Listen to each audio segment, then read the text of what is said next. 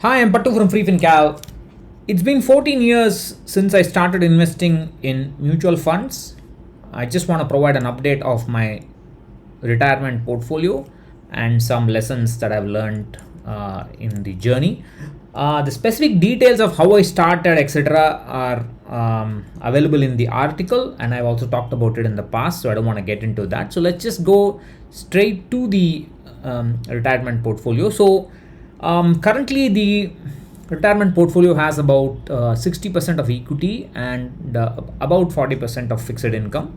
And within that 60% of equity, um, about 55% is parak flexi cap. That is, I'm talking about asset allocation within the equity. And HDFC hybrid equity or HDFC balanced, I should have written either one of the names. I think I mixed it up. HDFC hybrid equity or HDFC balanced is 25%. Quantum long term equity is 17%. UTI low volatility index fund is just something I just started. Just got about 3% exposure. The return is just too recent to worry about. And in the fixed income, ICICI Gilt Fund is 20% of the portfolio. Parak Conservative Hybrid is very small amount. I just started it. It's 0.4%. NPS is 60%. That's the oldest and the most dominant weight within the fixed income portfolio. PPF is about 15%. This is two PPF accounts, mine and my wife's, and about 4% of cash is held as cash in Quantum Liquid. So in addition to this, there's a stock portfolio. You must have seen my monthly stock portfolio updates. About 22% of my retirement of my equity mutual fund value is the stock portfolio currently, or it's about 11% of my total retirement portfolio. In terms, if you talk about the number of years in retirement, it's the stock portfolio is roughly about I would say 4 to 5 years of current annual expenses. That's the kind of worth that's there. Now, this is the growth of the portfolio since inception, from June 2008 to July 2022. You can see this dip here. That's a rebalancing dip, I think, if I remember right. And there have been other spikes here. This is a redemption. This is a switch, redemption and reinvestment. So that's a mutual fund switch kind of dips. But other than that, it's been market. It's been going on. Going up and down according to the market balance. Since I've rebalanced the portfolio, I have not plotted the gain or loss since December 2019. So this is the gain up to December 2019, and you can see I've said this many times. For the first 5 years, I did not have any gain. This was my trial by fire with equity investing. Thankfully, I was able to persist investing through this bad time, and during this time, I also invested a significant amount of money. You can see here. The yellow line is the investing, yellow dots are the investing CAGR, year on year increase. So compared to 2009, I had invested 275% more in 2010. Compared to 2010, I had invested something like 240% more in 2011, some 125% more in 2012, and so on. Because of that massive influx of funds during that time, and I was able to have enough mutual fund units when the market zoomed up, and that basically changed my life. In about 6-7 years, I could already change my social station, and I was able to hit the threshold of financial independence somewhere 2018-19. I don't remember. I should check my audits. 30 times annual expenses, current annual expenses. That's the kind of threshold of financial expenses. But it has gone much higher than that now. But that just happens just by staying invested. There's no big deal. So coming to the lessons learned, I think it's got. I'm not an intelligent mutual fund picker or an intelligent stock picker or nothing like that. I just have luck, discipline, and I just prioritized emotions. Although my portfolio was in red during those early days, I valued my financial independence after retirement more than the current loss of my portfolio. Therefore, I was able to prioritize emotions and continue investing.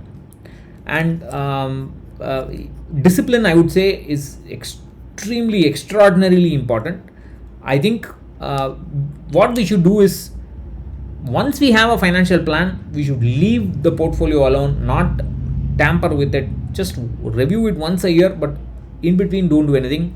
Avoid information from different sources, WhatsApp, Twitter, Facebook groups, whatever. You don't need all that. Some of the oldest members of Facebook group Asan Ideas of Wealth are no longer there. They are not active there because they have finished with it. The people who are active in that group don't really know about what happened in the group a few years ago. It's just that they think what they do today is how it's been, how the group has been, but that's unfortunate. I keep saying this: invest like your rear end is on fire, or life will light it up later for you. I've said this several times before. You have to invest as much as possible. Pump in money when you see a sideways market. That's the time when the market picks up, you will get a big boost. And people say losses are notional. That's not true. If losses are notional, then gains are also notional. We must understand that suddenly things can change. The equity markets is very volatile. Everything can change. So we have to have a proper asset allocation and a risk management strategy based on our financial goals. And we should have the right attitude towards equity investing. We should aim to lose or gain from 10 rupees every day to 100 rupees every day to lakhs every day. And that's the kind you should envisage yourself as being able to lose or gain several lakhs of money every day, and someday even several crores of money every day due to market ups and downs. That's the kind of vision we should have. And without that vision, I don't think we should we can be successful in equity investing. Also, we should give away a lot of money. As I realize that as your net worth grows, the amount of money we give to charity also has to grow, and we have to, at some point, we have to draw the line and say that much is enough. That's extremely important. I've talked about several times about trying to imagine ourselves as a rich person, have a long-term view, 25-year, 35-year view of our life. And finally, returns are not so important. What we invest is important. We can't buy stuff with returns. Ultimately, it has to be capital. That capital has to be significant. And when it comes to portfolio review, we should first look at the overall portfolio return, then look at the asset class return, overall asset class return, overall equity return, overall fixed income return, and then drill down to instruments. And many people ask me, why are you still holding on to active funds? Why are you still invested in quantum long-term equity? I don't care anymore. I've come to a stage in life where I just don't care. Some return is okay for me. I don't even care about underperformers, top performers, expense ratios. To be honest, it doesn't matter to me, because I believe in inertia, because everything, my financial plan is in place, and I don't need to tinker with it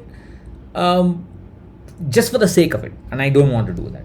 Of course, young people, when you begin, you should begin right. That's a different matter. When I keep saying young people should focus on index funds, etc., because it's simple. That keeps them. They don't need to make the mistakes I have made. But today, where I am is the residue of the mistakes that I have made over the years, and I'm at a happy place. I don't need to worry too much about it.